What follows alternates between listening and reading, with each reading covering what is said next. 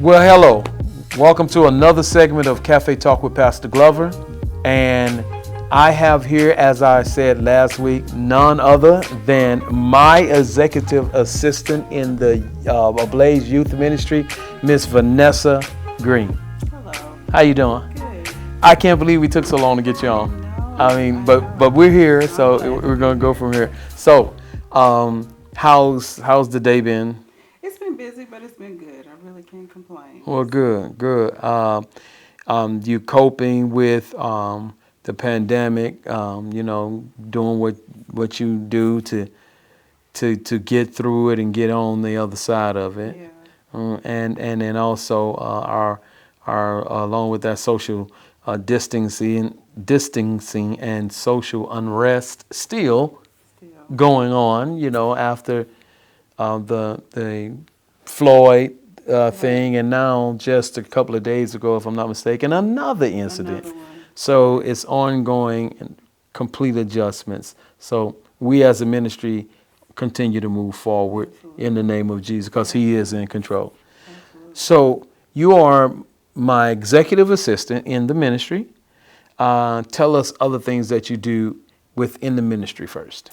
Within the ministry, the other big thing that I do is I'm part of the intercessory prayer team. Absolutely. And that was kind of my first love when I first came to the church. I knew I had a gift for it. So, with a lot of good mentoring from people like Mother Arnell and Mother Lamel, I've been pushed into doing that, and I love it. I love Good. it to the point to where I'm thankful that she trusts the God in me to lead prayer and take on that responsibility. It was something I didn't really have confidence in doing. I knew I had the gift, but she's helped to push me to a place to step out and just be bold in what I know God has put on the inside of me to share with others, to help encourage others, and give them some peace and joy and comfort in what God has to say. That's good. We sometimes have, and I'm gonna ride that question in a minute. We sometimes have different people on here, families, and people who work within the community with youth, and that's how we tie in having adults, because it's really a youth show. Right. But we like to hear from the other side as well. So with that being said, your work is with youth, Yes. basically, and I know there may be pieces of it you can't share, and I understand that, but tell us a little bit about what you can tell us about the work you do. I'm an MST therapist. Okay. So I work with children and families that have been referred to us either through the court system or they refer themselves. And it's really an opportunity for us to keep the kids in the home because they may be at risk of, being placed or going to the detention center. It's working with those families, giving them skills and tools to have better communication, better relationships, have some discipline and structure, things of those nature. So we use different types of therapy, cognitive behavioral therapy, different types of therapy to work with the families, just to kind of restructure things, Right. to give them some structure, put some systems in place, put some rules and plans in place. And through that job, I've been able to even working with the families, it also gives me an opportunity to minister to them when they're open to it. You Right. can't just go in and Right. force it, but when the door is open, when I see that it's a family that does believe in God and has that relationship, Right. it gives me that opportunity to offer them some hope. And so in working with the youth in that way, it really even helps me in serving here in the youth ministry because I can use some of those tools and skills, when I talk to our kids Right. and help them see how they can apply those things to their life. So, it really is a full circle just Cool. in what I do every day. Cool. I love it. So you are, and I started out by saying my executive assistant. So yes, you are that. You keep me you keep me focused. You keep things in line for me.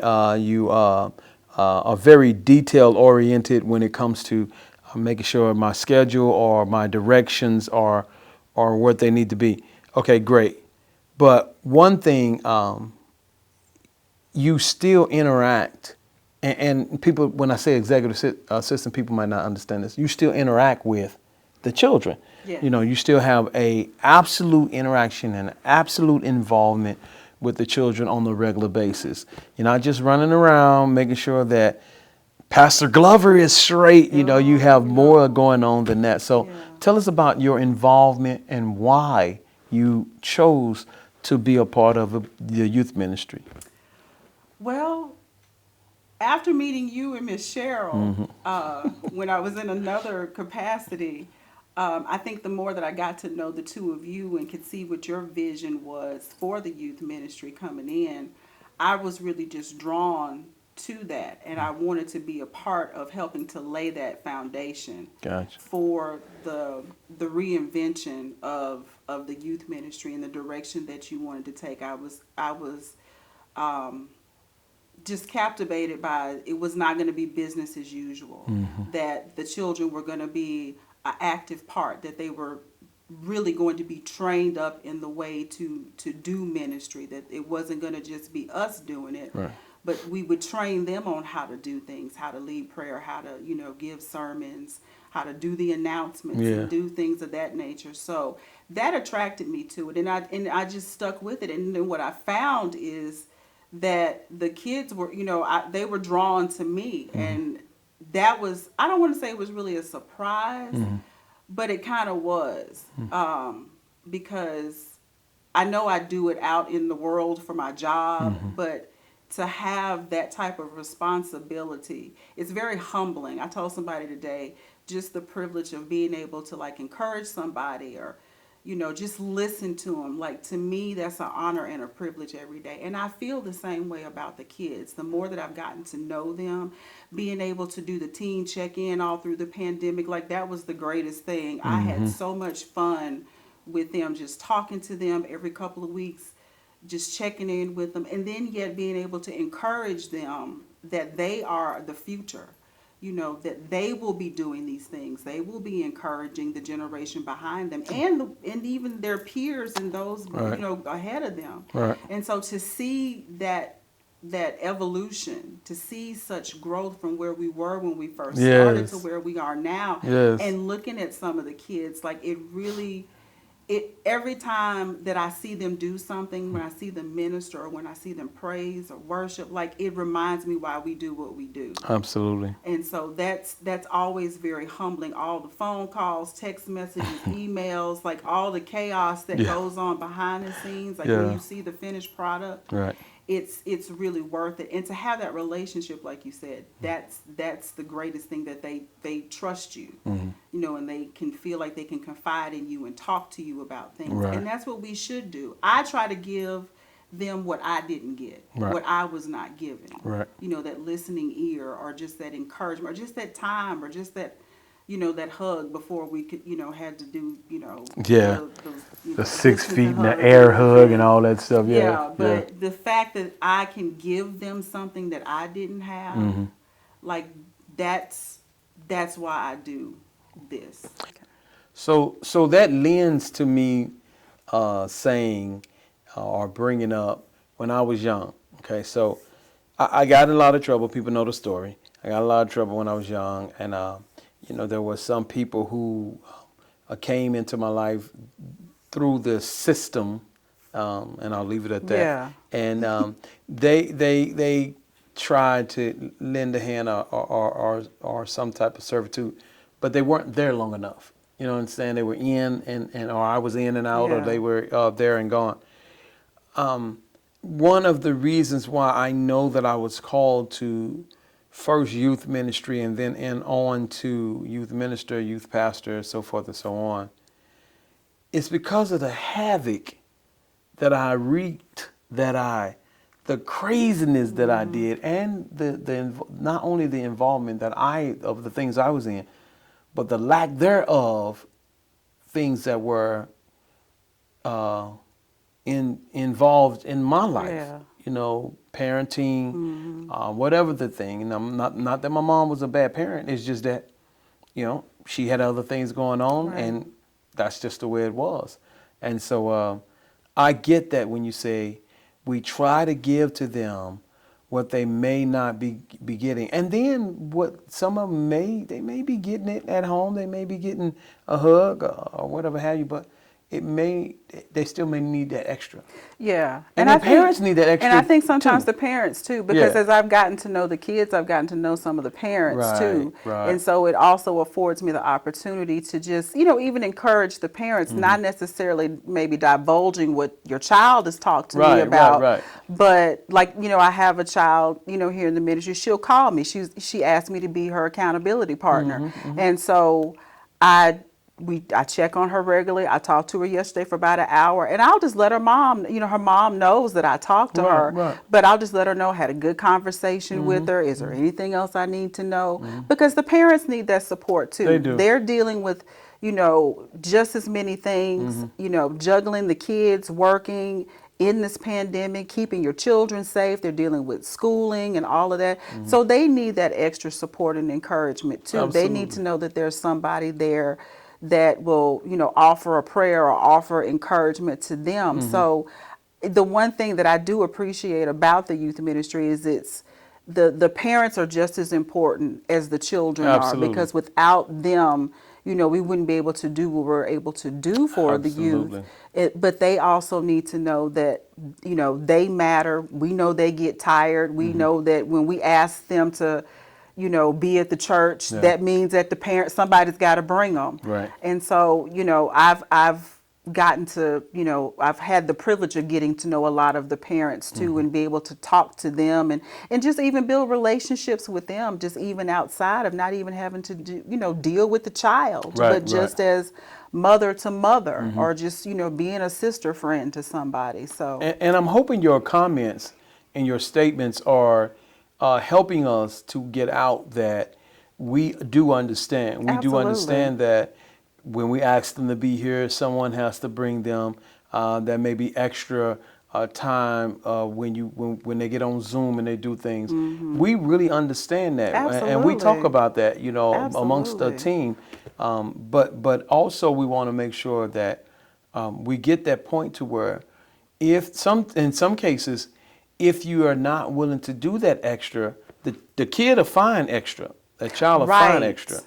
Exactly. And it won't be the extra you It want won't them to be the have. extra, and then it goes into you start to have other issues. Right. And I think also as a parent, we set an example for our children. If we show that we have a level of commitment to things, then we instill those values in our children. Right. They'll see, no, you have to be on time. Let's go right now. No, you need to be on this Zoom call. I was talking to the young lady yesterday. I was like, "Aren't you supposed to be on Yeah, on yeah, the Bible study?" yeah. And she said, "Yes, ma'am. We're getting ready to get off right now." So I Right. think when we show that example to them, then we pass that on to our children, so they know what it is to be responsible and be accountable for their actions or where they're supposed to be at a particular time. So we have to set the tone for that. Right, right, right. And so, and like you said, we have the same amount of empathy because we're working and Right. we're juggling, Right. got to be at this meeting, got to be, so we're doing the same thing. So, we do not lack the compassion or empathy. We honestly do not. We completely I understand love it. because we have to be in meetings too, but at the same time, I think it teaches the children to have integrity.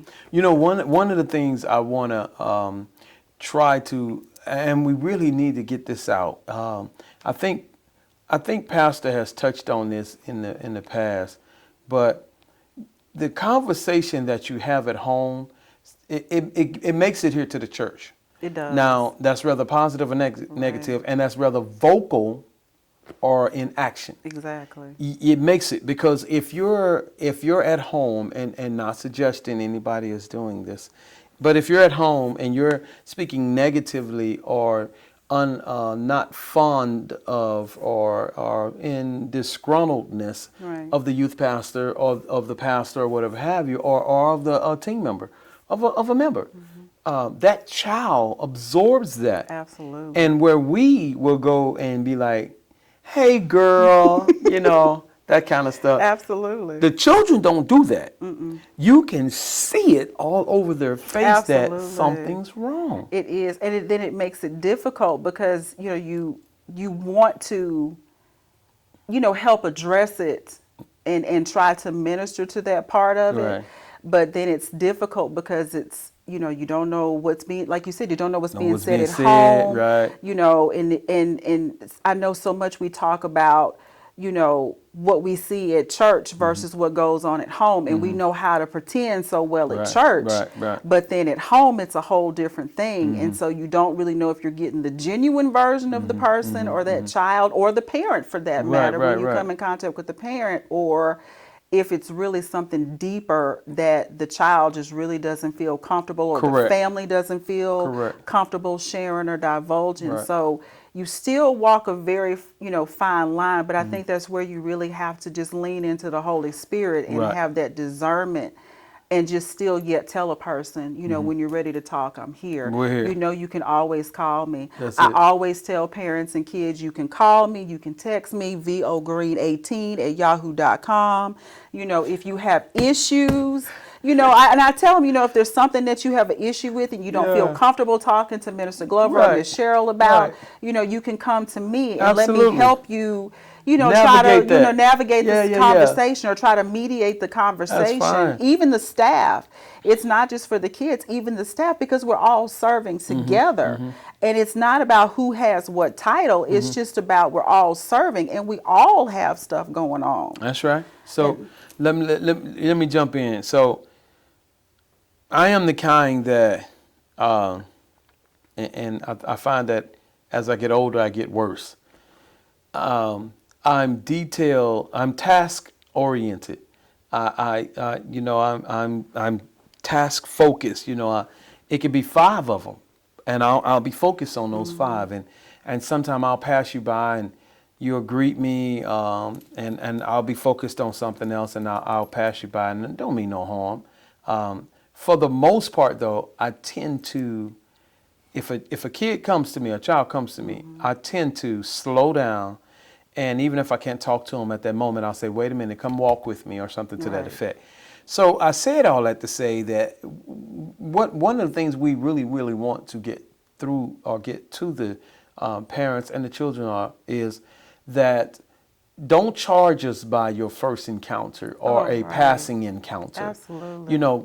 Let us get to know you and get to embrace you all as a family. Absolutely. And then you'll get to know the deepness of us. Exactly. And then you'll find out that what you thought or what you heard. And I tell people this all the time. I say, you're going to hear a lot of things about me, and you're going to find that mostly all of them are true. So let's get past that. Right. And let's start loving each other. Exactly. And so we are here for the children and the Absolutely. parents. And how many times have we tried to convey that with having parent meetings, trying to make sure the parents are involved? Numerous times. We'll feed them, and not that they're hungry or anything. I don't want to insist that, but we'll feed them. So let's speak to, while we have a few more minutes, let's speak to where do you, okay, first let's go from here. Let's see if we can be brief. Let's do some rallying here. Okay. So you joined the youth ministry, right? Mm-hmm. Okay, so you joined at a certain point. So from point A to point wherever we are, what type of change have you seen? What is the most significant change have you seen? The change that I've seen is the kids really getting involved and having the desire to be even more involved. Okay. I've seen the parents slowly but surely, I think, like you said, as they get to know us, and not by that first impression, that they see that we really do love their kids, that we really do care about them, not just for them to participate in things to keep them busy, but we're genuinely concerned about their spiritual growth. What is the significant change you've seen in your staff? In the staff, I think, even through the pandemic, I think that they have seen the true sense of family in this youth ministry. We come from different backgrounds, and so I think because of that difference in everybody's background. That's what Gumbo makes us type sharp. deal. Yeah. It's a really good Yeah, gumbo. yeah, You yeah. I know, love it. everybody can do a little bit of everything. And I Right. think that we appreciate each other and the gifts that we have, and Mm-hmm. that we can truly depend on each other. When we're going through something personal, we know we can call on each other, and we're going to be right there for that person. What is the significance you've seen in yourself in that time? That I'm bolder, that I can make good decisions, that in order to lead, I have to serve. And so I've really learned how to serve being in this position, but that's also put me in a position to lead. And I understand the weight of that responsibility in being that type of leader. Not, like I said, not by title or anything like that, but that's my responsibility as a child of God, you know, being that light, because I know that somebody's watching me, not necessarily by the decisions that I make or how I move, but just how I treat people with love and kindness. Okay, real quick, we got two more. So, what do you see going forth in the youth ministry? What are some of the things you would like to see? And let's keep it as brief as possible. And then, what do you see? Where do you see us going forth in this next year? I would like to see the kids be more involved. I would like to see them take more ownership. I would like to see one of the kids behind the camera. Yeah. You know, I would like to see them, you know, sitting in your seat, Makes interviewing sense. one another. I'd like to see them just have control of the Sunday youth service. You know, them just running the whole shebang and us just supporting I them. love it. And you know, in the future, I just see it continuing to grow. That as they continue to get bold and we build them up and give them the proper tools and skills, that the things that we're speaking right now, that they'll come into existence. Okay. Tell me something about your pastor nobody knows. That nobody knows. Or Oh my goodness. or maybe somebody knows, but tell me something unique about your pastor. I usually do. I told people when I first started, I said, your pastor think he funny, don't he? Because he always trying to crack jokes. So we make, that's a running thing. So tell me something about pastor. I mean, something you appreciate, something you don't appreciate, whatever. This is a transparent moment. I really appreciate the fact that he really does love people.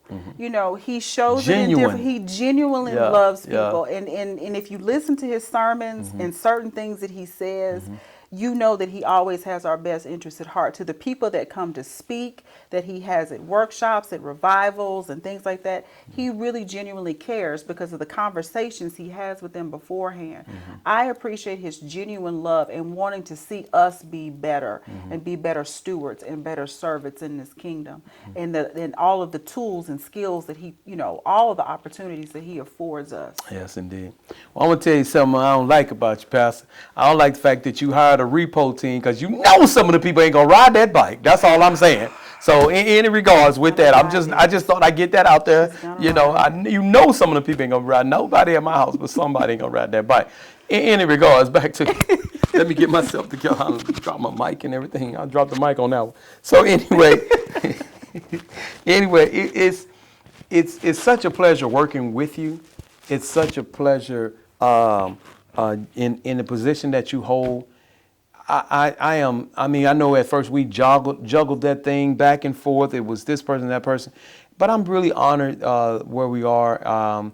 I feel secure in you and your husband. And I credit you what you do to your husband as well, because you all have to be in agreement on that. So I credit that to him as well. And I really appreciate him allowing you to occupy that space. And I know sometimes I can be, you know, kind of rough. You know, yes, I can, but and no one else knows that.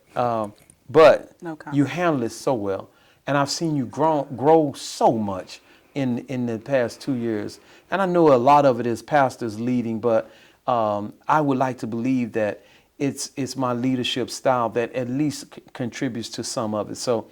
Nothing taken away from our pastor, because he's phenomenal. No, I think so. I think as we've developed our relationship and communication and understanding, that's how it's gotten better. So I mean, it's just taking the time to get a good system in place and learn each other, and just being, you know, just having patient endurance. And I think that's why we're able to be at the place that we are now, where it runs smoothly to where we can, you know, feel like we can, delegate and, kind of pass it on to others. Gotcha. And so I appreciate your patience and us Absolutely. just learning and growing and still learning and growing Absolutely. together. So Well, I think this next year is going to be outstanding with our leadership team, and I think that you and I am going to set a certain foundation, a certain precedent as far as the administrative portion of it goes. Absolutely. And I think that it's just going to be dynamic. We have a great team,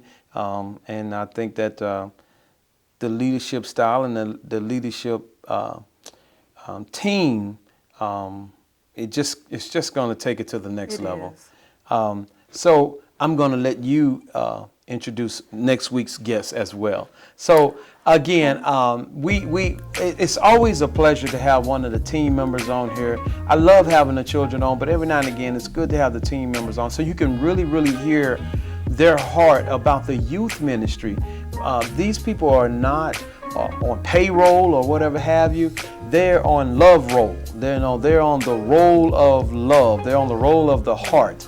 And they're just here trying to serve and help take your youth and your children to the next level. So again, I appreciate when you all tune in and show the love with just your participation. So Miss Vanessa is going to announce our next week guest. So our next week guest is who?